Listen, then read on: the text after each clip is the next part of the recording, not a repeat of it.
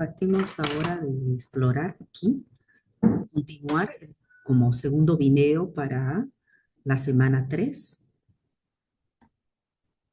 Quiero recordar con ustedes entonces la definición. Siempre vamos a tener presente la definición de etnopsicología constantemente, la utilizada frecuentemente por Díaz Guerrero, la que trabajó y la que reúne términos y forma de entender las culturas que mejor se acopla a nuestra ciencia, ¿ya? Entonces, aquí la etnopsicología es una rama de la psicología que se encarga de entender las interacciones entre los procesos psicológicos y las características culturales. Este enfoque también permitirá a analizar cómo las creencias, las prácticas y hasta los valores de una cultura afectan el comportamiento y la percepción de sus miembros. Y aquí, ¿qué cobra importancia, queridos jóvenes? Cobra dos aspectos, cobran mucha importancia: diversidad cultural y el impacto que estas mismas, las culturas, el impacto que se tiene en la salud mental. Entonces, son dos puntos importantes que colocarán importancia a la etnopsicología.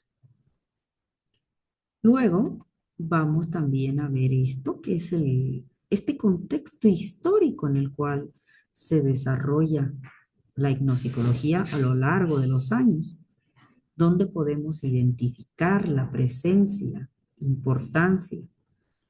Quizás en esto con ustedes, también sea bueno unir este análisis a identificar estas escuelas del pensamiento que en el transcurso de los años han ido desarrollando también importantes aportes para lo que en la actualidad nosotros entendemos por raza, ¿no? Por raza, muy acoplado a este término con entenderlo como, o al hablar de fenotipo, de aquellas características externas que posee el individuo. Eso haremos referencia al término de raza, muy adherida a eso, pero si queremos tener una noción más amplia del mismo, haremos alusión más bien a un concepto y un constructo social. Bien, entonces quiero analizar contigo los aportes de dos autores muy importantes de citar. Si bien por un lado yo puedo citar a Carlos, a Charles Darwin, cuando se habla del evolucionismo y cuando hablamos del concepto de selección natural, recordarte cuando veíamos el video de la cultura Chimane, cómo aquí podríamos nosotros hasta sugerir sobre que ciertas características psicológicas de los individuos habrían evolucionado a lo largo del tiempo, se habrían adaptado a su entorno. Vemos cómo el pueblo Tsimane, siendo un pueblo inicialmente nómada y ahora, debido a la realidad a la cual tiene que adherirse, se está tornando sedentario. Un pueblo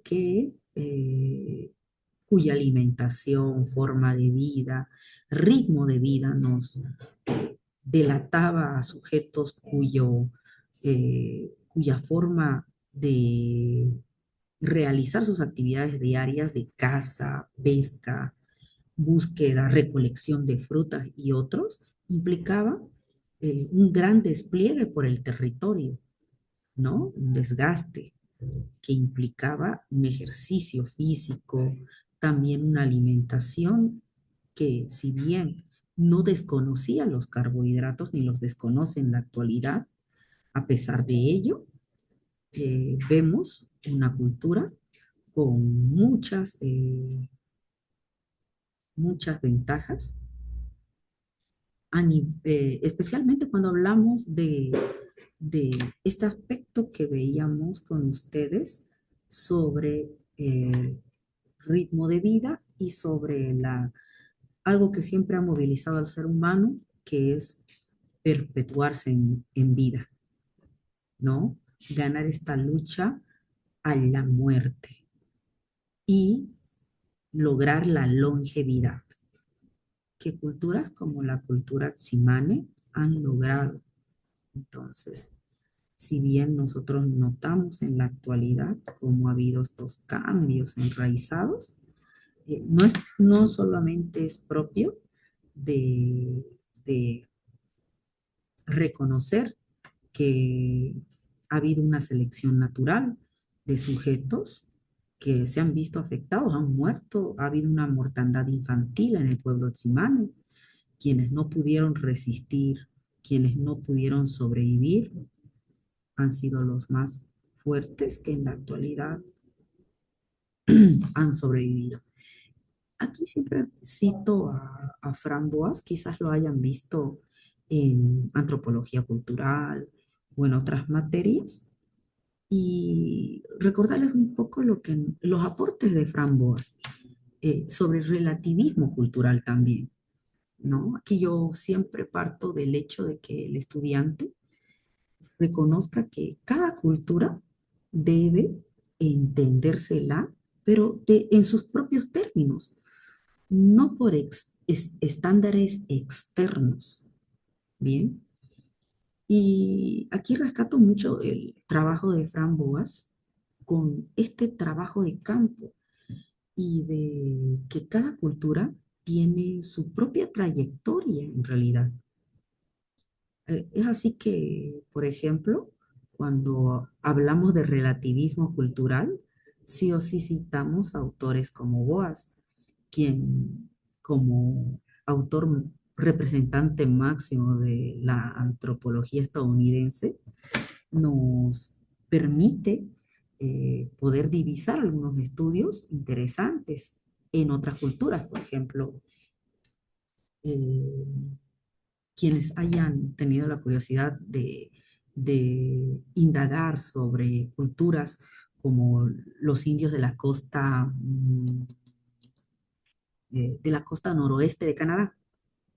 Y lo más conocido de los indios de la costa noroeste de Canadá son los tótem, ¿no? Los tótem, algo muy simbólico. eh, y que tú ves un tótem e identificas claramente esa cultura. Y dentro de estas mismas también Boas desarrolla otros estudios. Hay un estudio en 1921 sobre las consecuencias de las migraciones y no los analiza solamente desde la primera, no solo desde la primera, sino también considerando la segunda generación, ¿no? De, de inmigrantes y el impacto que tienen los mismos. eh, claro que sí, considerando que estos migrantes se sedentarizan y cómo ha habido un cambio, trata de medir el impacto en este entorno nuevo para la primera y para la segunda generación. Bien, entonces aquí vamos a ir rescatando a este autor, rescatando estos autores más. Vamos con el otro.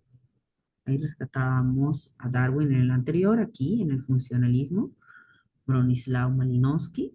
Con ustedes, desde el funcionalismo, quienes recuerden, estábamos, si más no recuerdo de forma algo superficial, con ustedes, hablamos sobre estos conceptos, la contribución a la estabilidad social, el enfoque que va a enfatizar la importancia de entender la psique humana, pero desde un contexto más cultural y social. ¿Ya? Y que elementos constitutivos de la sociedad van a unir un todo donde cada elemento cumple una función determinada. Bien, entonces, bien, una vez compartido esto, aprovecho también para aquí. Exacto. Muy bien. Con ustedes estábamos justo. Aquí está.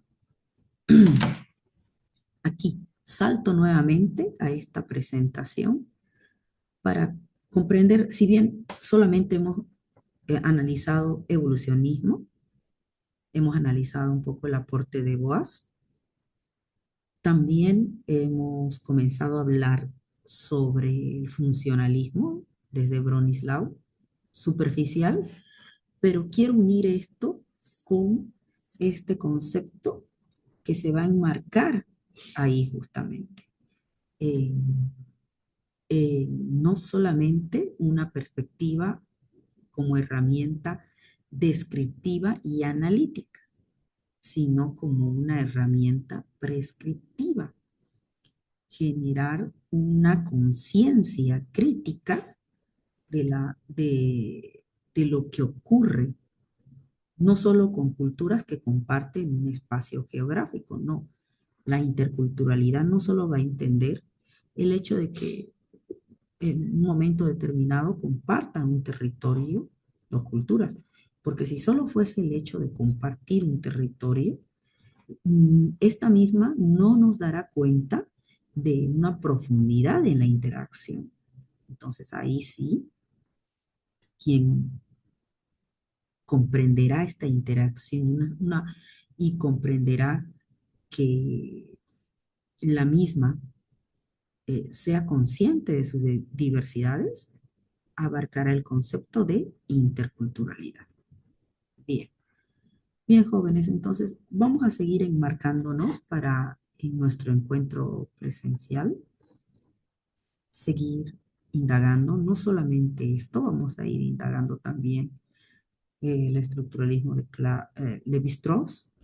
Ya con ustedes anticipábamos un poco con los primeros pasos de la hipnopsicología, ¿no? Y quizás vamos a profundizar un poco más otros conceptos, ¿bien? En nuestro encuentro presencial del día sábado, que luego del mismo van a tener una gamificación por EducaPlay, de la cual ya también hicimos un entrenamiento previo el anterior sábado. Ok, bien. Dicho eso, jóvenes, los espero en nuestro encuentro presencial para ejecutar nuestros pendientes. Saludos cordiales.